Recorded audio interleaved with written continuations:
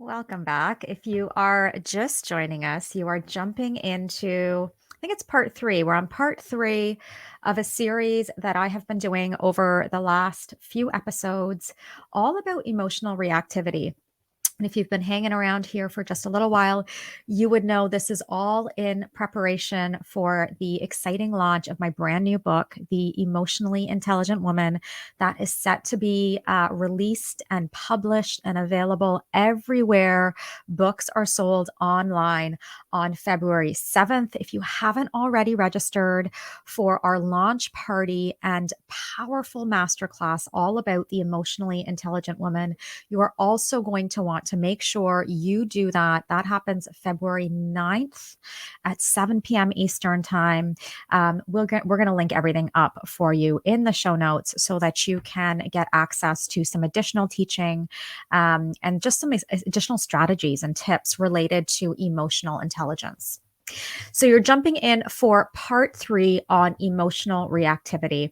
So if you haven't caught the first couple of episodes with regards to this topic, I would highly encourage you to go back and listen to those.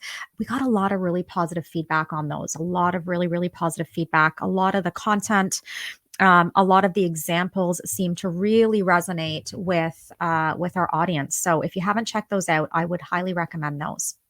So today we're going to talk about a topic that I think is going to be relatable to so many of us. And it's this idea of, what do I do? What happens for me when I'm asked to do something I don't want to do?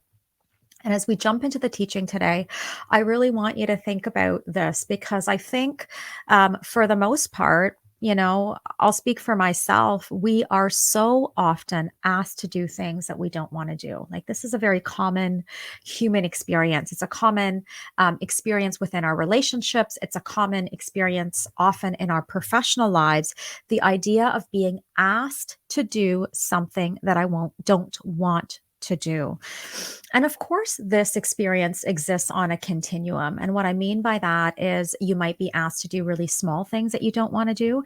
And then you might be asked to do bigger things that really might go against your values. It might not align with your goals. And then what happens? What happens for you from an emotional intelligence place? But then also, how does that translate into your behaviors? How does that translate in terms of how you're showing up in your life? And that's really what we're going to be looking at today. And just like the other couple of episodes within the series, we're going to be comparing what does the emotionally reactive girl do versus what does the emotionally intelligent woman do. So I want you to give this some thought. I want you to consider this concept that the emotionally reactive girl, when she's asked to do something that she doesn't want to do, what quite often happens is she does it anyway, and then she resents the person that asked. I want to just go back to that and I want to dig a little bit deeper with that concept. So she does it anyway, the emotionally reactive girl. So this is that part of us, or this is us when we're at a phase or a stage in our life where we're not accessing those skills around emotional intelligence, where we are reactive rather than responsive. When we're asked to do something that we don't want to do, we do it anyway. We don't even pause. We don't stop to think about the impact of this choice. We don't pause to ask ourselves if this aligns with our values and with our goals. It has a huge impact on our decision-making capacity. And then we end up resenting the person that asked. So I really want you to pause and ask yourself if this experience is common for you, if you can relate to this, if this is something that resonates for you. So, the emotionally reactive girl, when she's activated in a scenario where she's asked to do something that she doesn't want to do, there's a few things that happen. One, she gives into people pleasing. That's why she does it anyway. And what we know about people pleasing behavior is that it almost always leads to resenting other people. Rather than taking responsibility for the people pleasing behavior, what ends up happening is we put the blame, we shift the blame on that person who asked us to do the thing that we don't want to do, and we resent them for even asking us. Okay. So the emotionally reactive girl, when she's activated in this scenario, she gives into people pleasing. The next thing is that she can't imagine letting others down. So, this is a big block for the emotionally reactive girl when it comes to her perspective or her mindset. She simply cannot get her head wrapped around the idea of letting others down. And so, this gets her stuck.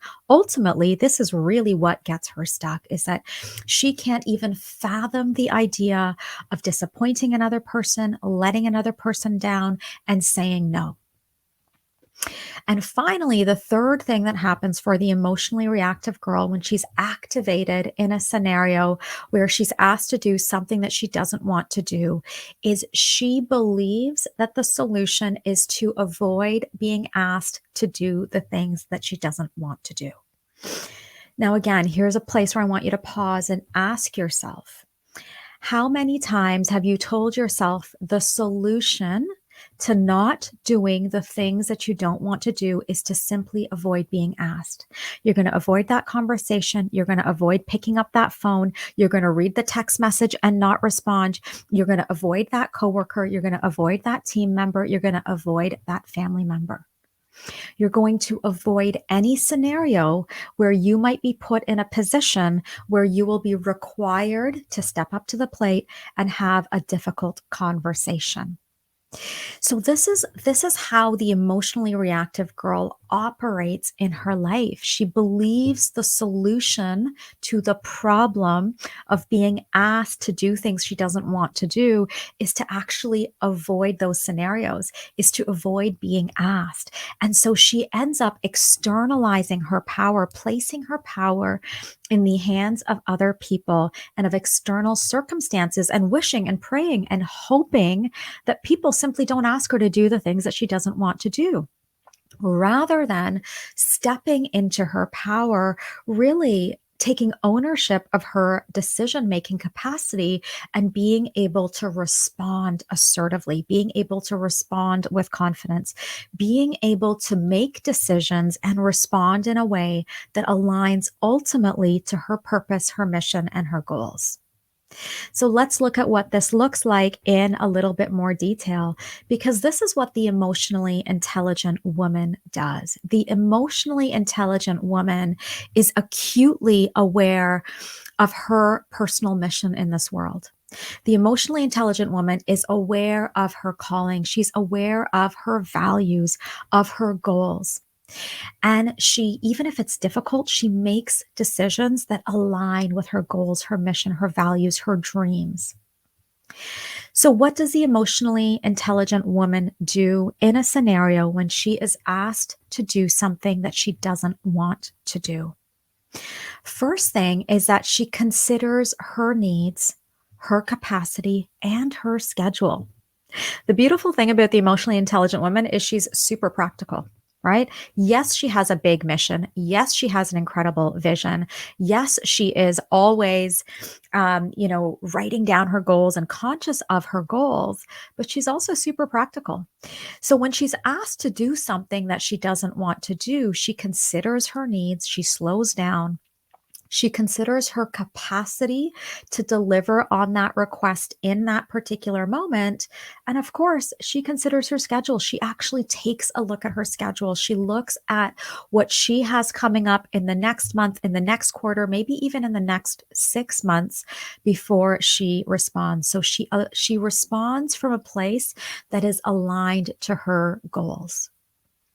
The next thing that she does, which really, I probably should have put this one first because it's necessary in order to do the first thing, is she pauses before she responds. One of the things you will hear me say over and over again when I talk about the emotionally intelligent woman is that she is slow to respond, so that when she does respond, she is responding with unwavering confidence. right?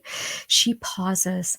She is not afraid to take up space. She is not afraid of silence. She is not afraid to slow things down, right? She's not um, operating on somebody else's schedule or somebody else's deadlines or somebody else's pressure.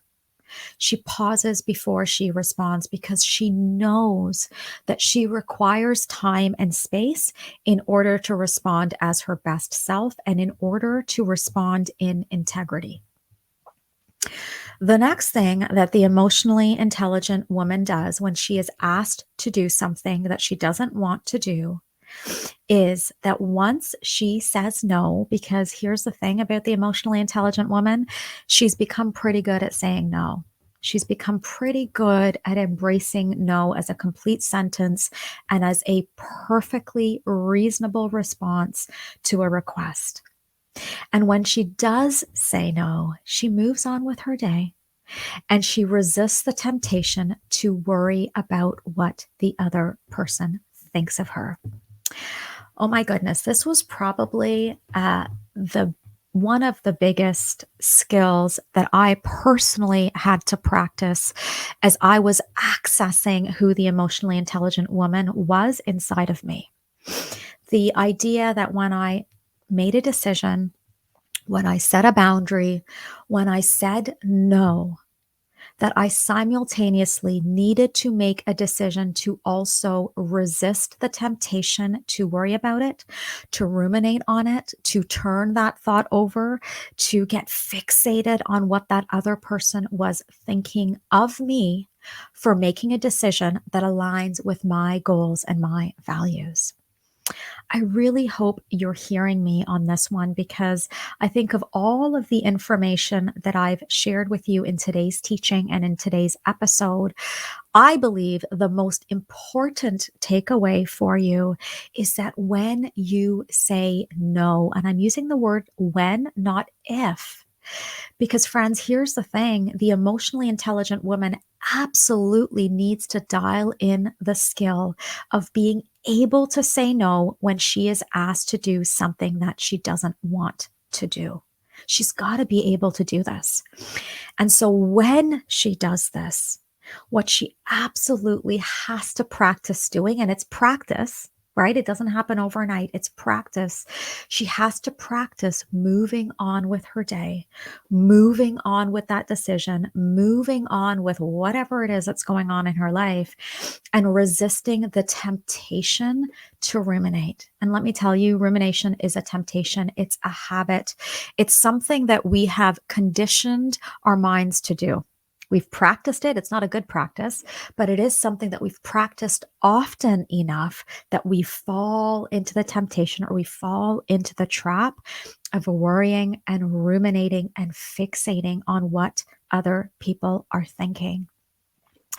Listen, I want to know what stood out for you today. I really want to know. I want you to reach out to me. I hang out on Instagram is the best place to find me, dr.shamalakiru. We will link it up in the show notes, but I want you to come find me there. Share this episode, take a screenshot, tag me, and tell me what it was that actually resonated for you. What stood out for you?